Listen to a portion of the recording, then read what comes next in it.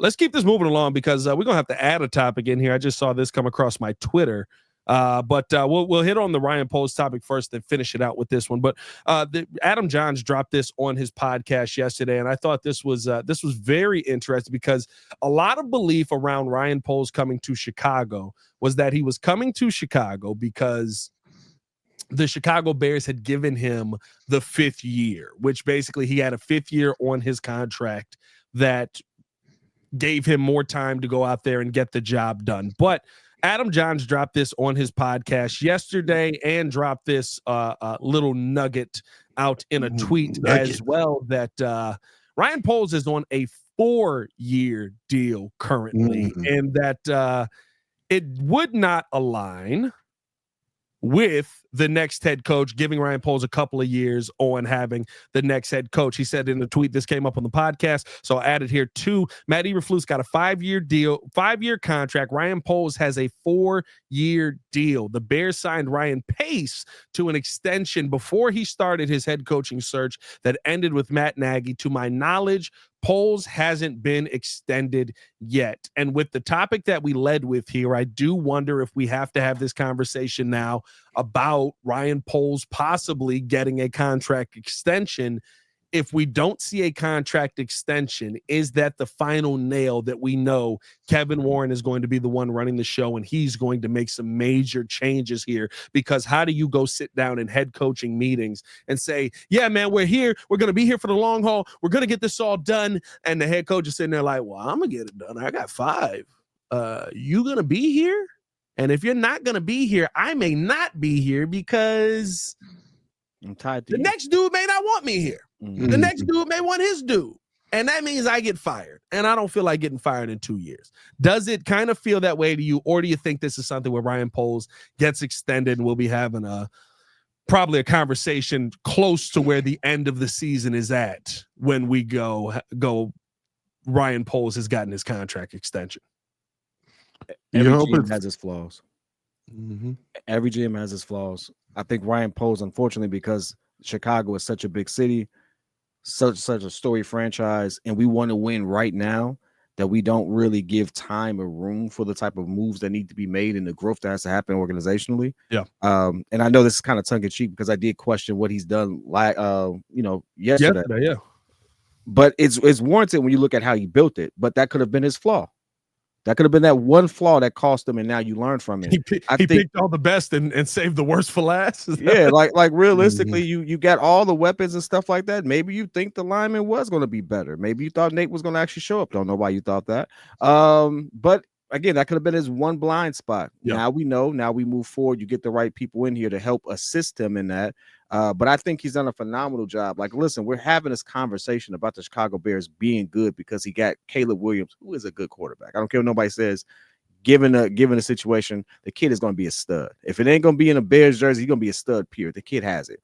He's gotten good. He's made heck of a move. Like from a way that he's organized and set up himself from a cap situation, from his draft picks, he's done a phenomenal job tearing down and trying to build back up from a dollars and cents perspective and keeping his picks. Now we got to go fix the line. Maybe a year later on that one, but great. I think he gets extended. I think this is just a situation in which, we're on a fever pitch because we want to know who's in charge, this, that, and the other. But Ryan Poles is going to get extended. It would make no sense for him not to be. It really wouldn't. And for the people who are wondering, and I see this comment here, shout out to Andrea Sidrov, 14 and 33 extension ? LOL WTF. Ryan Pace was 14 and 33 when the Chicago Bears extended him and he went on his coaching search for Matt Nagy. And he ends up winning GM of the year, and Matt Nagy wins Coach of the Year. Yep. So, even though we know that was all fancy. 14 and 34. I'm sorry, 14 and 34 when he brought in Nagy. Yeah. Like, listen, like the record for this, when you tear down, you do a rebuild, you're gonna lose. Yeah, you're gonna purposely. You're gonna lose. Like, let's stop the cap. Like, let's be for real. To tear down and get from the bad contracts that we had hanging over us to where we are now with what was it, 80-something million? JC, you said there was 80 million. It'll be 80, 85 if Keenan Allen doesn't get retained. 85. You got a good quarterback that if you've developed him, he's still on his rookie deal for the next 4 years. You got a good receiver in case you lose one, like Keenan Allen not being here, who you still get a compensatory for, if I'm not mistaken. Yeah, yep. Like, it's a masterclass on how to structure contracts and put yourself in a good situation. He's just, again, overlooked the line, but it's still like good GMing from that aspect. Listen, the next season could be completely different. If we're being real, right, it may just be a coach.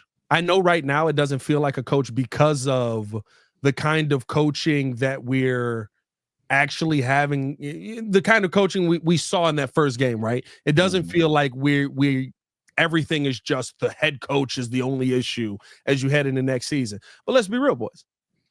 We saw coaching lose us 4 games this season. Absolutely. That's playoffs. We saw coaching lose us 3 games last season. That's playoffs. That's playoffs. We're in a bad situation right now. It's terrible. And you have to put that on Ryan Poles. You have to put that on Kevin Warren. You have to put that on George McCaskey for forcing you, I should say, back into a Matt Eberflus situation. But if we're being real, and we're not just having a conversation based on this Sunday's game, the conversation around this team was not, Ryan Poles, you picked all of the wrong pieces. I think that you maybe needed to make some improvements on the freaking offensive line 100%. And I would smack you if we could go back in time just to be like, hey, buddy, how about you go out there and draft an O-lineman? But realistically speaking, the conversation we were having before this last game was Matt Eberflus cost you games. Matt Eberflus put you in bad positions. You should be here. You should not be here. Now, you are the team that you are. You are what your record says you are. But I have a tough time sitting here and being on the lighting the tiki torch on the mob when Ryan Poles is giving me the first franchise quarterback, at least in my belief, that I've ever seen in this city. Ryan Poles has another top 10 wide receiver here. Ryan Poles has a team that should have won more, a heck of a lot more, and didn't. And you remove the problem that most of us believe is the problem. Now, is Thomas Brown the answer? Probably not, which is why we're having head coaching discussions with 4 games left in the season. But if we're being real about what the fix is, it may not be we got to flip everything on its head. It may be if you find the right head coach who makes competent moves and does good things for you and your team buys in to whatever his message is, we're having a completely different conversation on where this team finishes next season, not where they begin. I think we're more likely to see certain players not be here before we see Ryan Poles not be here. 100%. I think that last game spoke to that loudly. Yeah. For sure. And I'm not sitting here telling you that every move that Ryan Poles has ever made is a good one. I've called out most of the bad ones. I mean, I've told you he's picked one good offensive line in 3 seasons. That's impressive. That's impressive. Not gonna lie, this Matt Eberflus levels are bad there. You picked one good offense. Like you would think you would shake up and get at least one more. you fall into dude at a party and be like, "What's good, my G?" And be like, "Oh, strong hands. You play O-line, hey, come through." And that's clearly his stumble into a good line. Yeah. But I don't know if I'm to the point where I'm like, you can't extend this dude. He does still have a year left, but you can't extend this dude. 1, I think it hurts you in going out and finding your next head coach. 2, I think if you're going to have a conversation on where you end up, Ryan Poles has to be a part of that conversation because he's gotten you to this point where you feel you have this talent on your team. Yeah, I'm not fully out on Ryan Poles either. We talked about it before. The seat is not hot yet. We haven't, put the fire to the wood yet under the seat. Yeah, like to me, I think that he does have a few more. Well, I would say this offseason is pivotal. Even if you have to sign. Oh yeah, the wood's under the seat. The fire just ain't lit yet. Yeah, it's not lit. It's not lit. And you made a good point of the fact that he did pick. He moved forward when everybody was clamoring over Justin Fields and going the opposite route with the picks and getting offensive linemen and maybe a Marvin Harrison Jr. He went with Caleb, and Caleb has been showing himself to be very, very special in spite of all of the crap going on around him, just kind of failing. And so that's been his latest victory, I will say. I always keep going back to the Carolina fleecing, which still isn't completed. We lean on that. But, I mean, obviously you got the quarterback right from all accounts, you got the quarterback right. Do I like the fact that he's done it backwards and we didn't address the trenches? No. You did a patchwork job this year of going out and getting a whole bunch of depth that really isn't depth. It's more like death. DEATH. Like they continue to die, they continue to get hurt, or they get just ran over. Shout out to Coleman Shelton again. Like, that's my thing, is he hasn't addressed strongly his blind spot. And that's where, when PK said, I don't know if he can do that. So in this draft coming up, this is where I say it's going to be pivotal, because you need to spend the first 2 out of 3 or 3 out of 3 picks you got on linemen, on protection.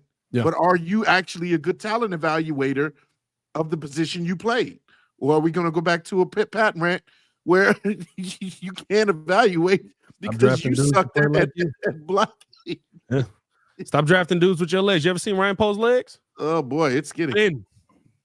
He never did leg day. No calf muscle. Oh, he probably did leg day. It just didn't translate. Yeah, I mean, I know mugs that do leg day all day, every day, and they got no calf muscles. Meanwhile, I wake up in the morning and stand up, and my calves are like, hey, what's going on? How we doing? Shout out Roddy B with the super chat, man. Said Packers and Vikings, younger and more talented while winning more. It shows his draft inefficiency. He built teams through trades and free agency. I don't know where y'all see draft inefficiency. I would say this is the first draft where I have questions on a lot of his later picks. I mean, Elijah Hicks is a late round pick. I know we dislike Braxton Jones, but for a 5th round pick, Braxton Jones definitely was a solid pick. Mm-hmm. You know what I mean? Like, I don't think that his late round pick is Ian Wheeler is an undrafted guy, right? I mean, Austin Booker is a guy, you still got a lot of work to do there, but I like some of the stuff we've seen from him in his rookie year. Doesn't mean he's there yet, but I don't feel like you have this slew of misses in the end. I think there's some big name ones that you were trying to force down our throats. I wish we'd stop comparing apples to oranges. Like, the Packers situation and their consistency in how they've developed their team and stuff like that is like, dog, it's a whole different ball game. Like, relax. Like, just relax. Like, we're comparing a team that's had 3 quarterbacks in 40 years? 3 quarterbacks. Who's 3? Jordan Love is a 3rd. You talking about Green Bay? Oh, Green yeah. Bay. We're talking about a team that I thought you were talking about the Bears. I was like, 3 quarterbacks. What I miss? Oh no, I'm like, just the comparison of it. Like, they've built, they know what they're doing over there. You got to tip your hat to them. Like, nah, like, stop comparing these guys, man. Like, I agree. We're in this situation. If you want to compare anybody, the Bears are closer to the Chargers than they were the Packers. I don't even know if we're close to the Chargers. I ain't gonna lie. The Chargers situation is hey, the Chargers had everybody and went 5-12 last year. Yeah, I don't know if we close to the Chargers, my boy. That's a tough one. You know what I'm saying? Like, what I mean is, like, you were in a situation, you got all this talent, it doesn't work out, you got to make some changes and stuff like that. Let's look at how that situation worked out and build from that, because you're comparing us to those other teams in the division. It doesn't even make sense. They're in a different ball game.